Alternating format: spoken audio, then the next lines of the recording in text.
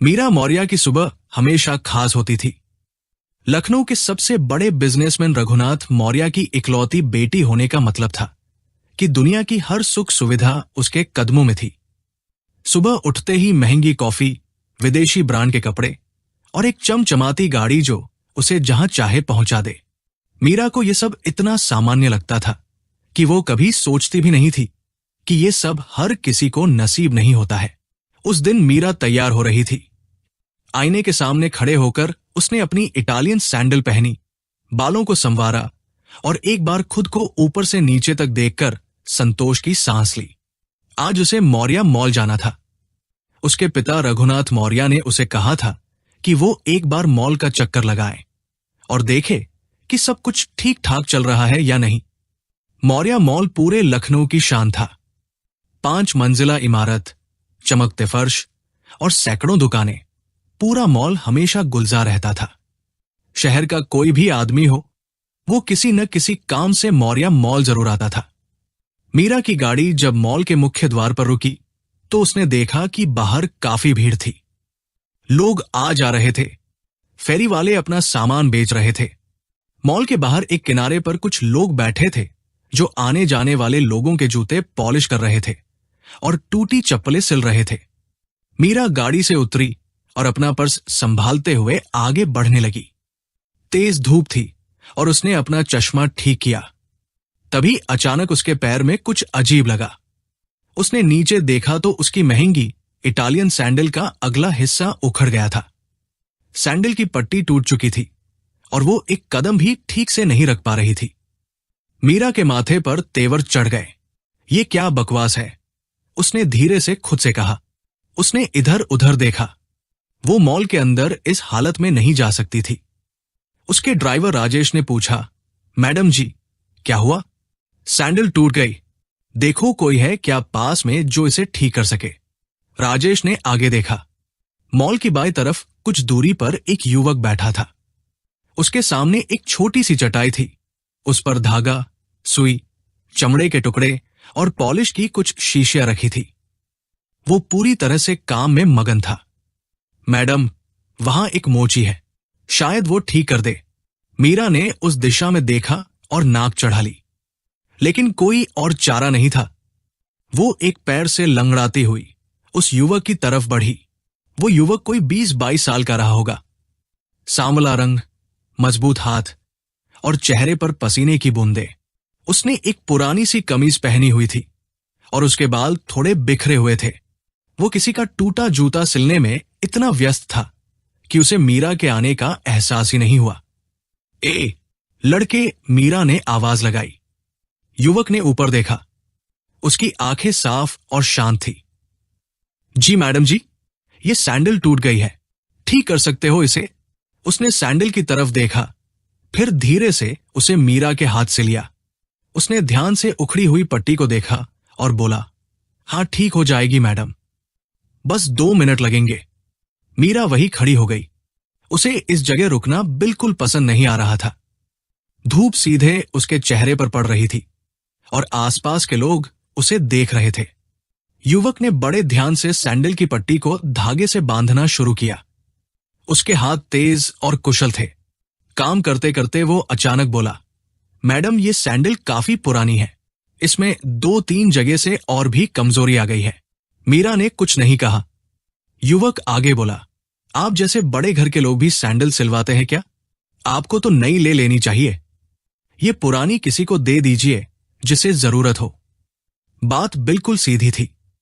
उसने जो कहा वो कोई गलत बात नहीं थी, लेकिन मीरा के कानों में ये बात किसी चुभन की तरह लगी। किसी ने उसे इस तरह कभी कुछ नहीं कहा था, और वह भी एक मोची ने।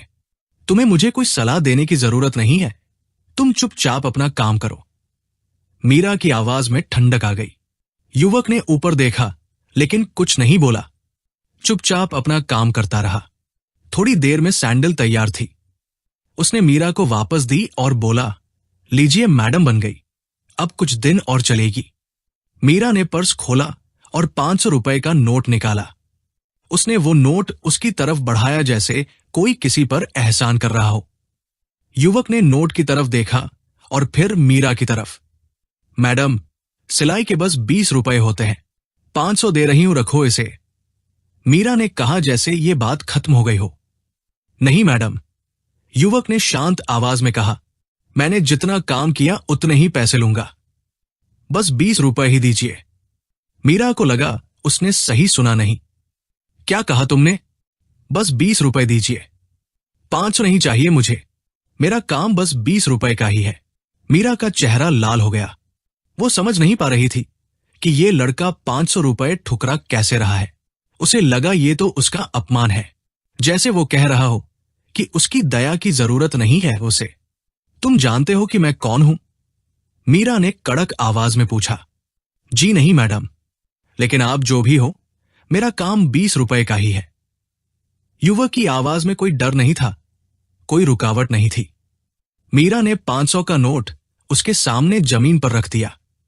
ये 500 रखो और बाकी 20 रुपए की रेजगारी मत मांगना मुझसे। युवक ने नोट उठाया और वापस मीरा की तरफ बढ़ा दिया। मैडम, मुझे भीख नहीं चाहिए, काम का मेहनताना चाहिए। अगर देना है तो 20 रुपए दीजिए, नहीं तो रहने दीजिए। ये वाक्य मीरा के कानों में गूंजा। भीख, उसने कहा, भीख। मीरा ने गुस्से में 20 रुपए उसकी चटाई पर फेंके और बिना एक शब्द बोले वहां से चली गई। लेकिन उसका मन उस लड़के की बात से बाहर नहीं निकल पा रहा था। मॉल के अंदर जाकर भी वो सोचती रही, कौन था वो लड़का? इतनी धूप में बैठकर मेहनत करता है, 20 रुपए कमाता है और फिर भी 500 रुपए ठुकरा देता है। ये समझ में आने वाली बात नहीं थी। कम से कम मीरा की समझ में तो नहीं आई। मॉल की ठंडी हवा में वो घूमती रही, लेकिन उसका ध्यान बार बार उस युवक की शांत आंखों पर जाता रहा।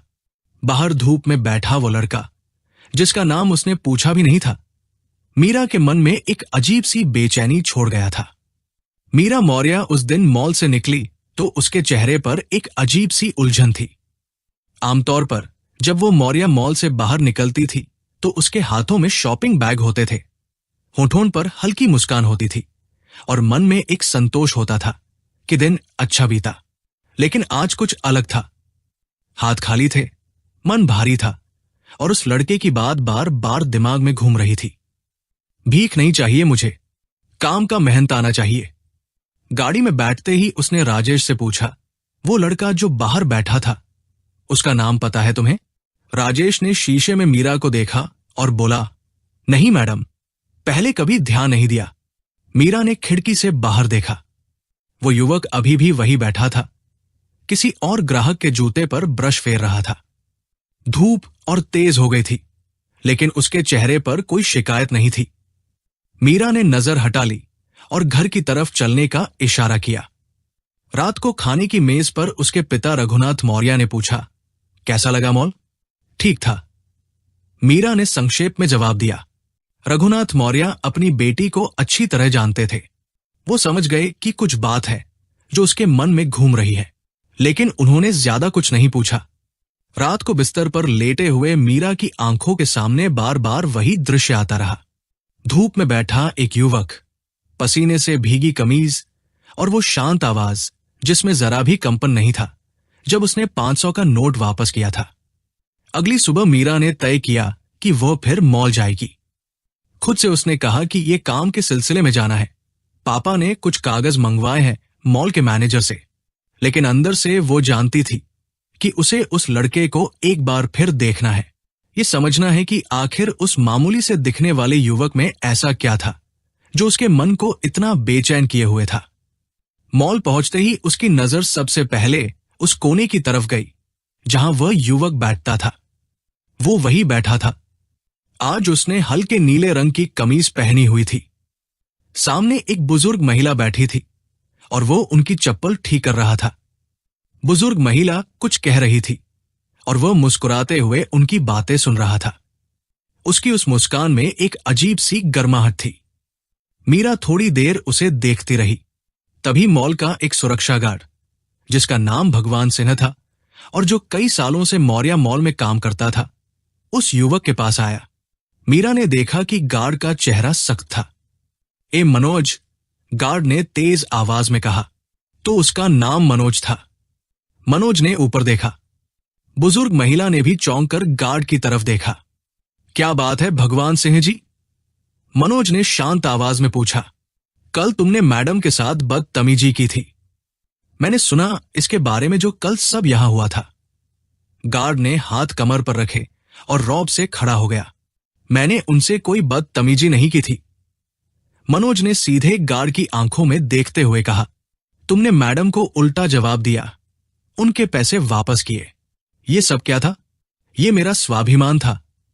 मनोज की आवाज में कोई उतार चढ़ाव नहीं था। गार्ड ने अपनी वर्दी ठीक की और नीचे झुककर मनोज से बोला, सुनो मनोज, यहां के मालिक की बेटी है वह। अगर उन्होंने पापा को बता दिया तो तुम्हारी दुकान यहां तुरंत बंद हो जाएगी, समझे? जाओ और माफी मांगो उनसे।